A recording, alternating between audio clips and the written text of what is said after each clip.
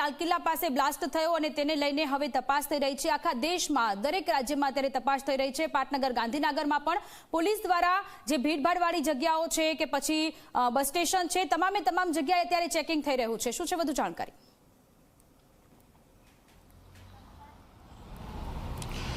સોનલ, ચોક્કસ એવું કહી શકાય કે દિલ્હીમાં જે પ્રકારે ગાડીમાં બ્લાસ્ટ થયો છે ને ત્યાર પછી સમગ્ર દેશની પોલીસ સતર્ક થઈ છે। ગુજરાતમાં પણ એ સતર્કતાના આદેશ આપી દેવામાં આવ્યા છે। અત્યારે આપણે સચિવાલયમાં ઊભા છે। ગાંધીનગરમાં સૌથી સેન્સિટિવ કહી શકાય એવો કોઈ વિસ્તાર હોય તો મંત્રીમંડળ વિસ્તાર છે। એ વિસ્તારના જતા માર્ગો ઉપર પણ સલામતી માટે વાહનોનું ચેકિંગ કરવામાં આવી રહ્યું છે અને એ જ પ્રકારે અત્યારે સચિવાલયના ગેટ નંબર 1ની બહાર આપણે ઊભા છે। ત્યાં પણ વાહનોનું ચેકિંગ છે, આઈ કાર્ડ દેખીને જવા દેવામાં આવે છે। સ્વાભાવિક છે કે જે પ્રકારે દિલ્હીની ઘટના છે આવી ઘટનાઓ ન બને એટલા માટે આ પ્રિકોશનના પગલાં સચિવાલય અને ગુજરાત પોલીસ દ્વારા અત્યારે લેવામાં આવી રહ્યા છે। સમગ્ર રાજ્યમાં આ પ્રકારનું ચેકિંગ સીધી રીતે હાથ ધરાયું છે।